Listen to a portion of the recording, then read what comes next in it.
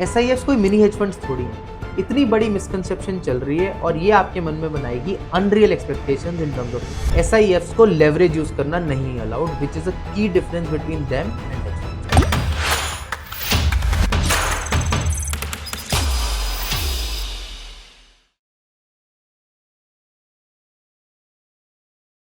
AIFs are allowed to borrow money to pump up the size of their long and short bets. Can SIFs do the same? The answer is never. Leverage is not allowed in SIFs. SIFs में आप 25% short तक तो जा सकते हो, but with certain limitation. किसी भी point पे आपका टोटल पोर्टफोलियो वैल्यू आपके टोटल एसेट्स से ज्यादा नहीं हो सकता। Sounds a little confusing. Let's simplify it. When the fund manager wants to create a short position, they need to participate in a futures and options contract.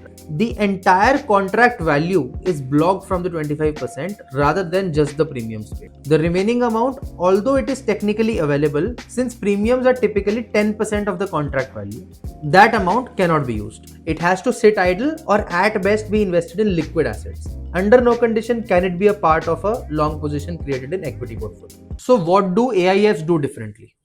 AIFs can take up to 100% leverage. What this means is they can borrow money at 6 to 7% and invest it in high risk, high reward ideas to generate extra market return. They can also play with derivatives for the same. So SIFs, a simple story.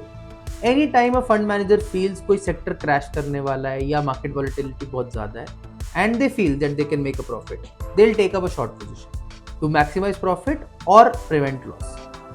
But anytime a short position is created, long exposure लेने की value automatically shrink हो जाएगी. This means most of the time SIFs would not even be taking a short position, only if they feel that there's a profit to be made or loss prevented.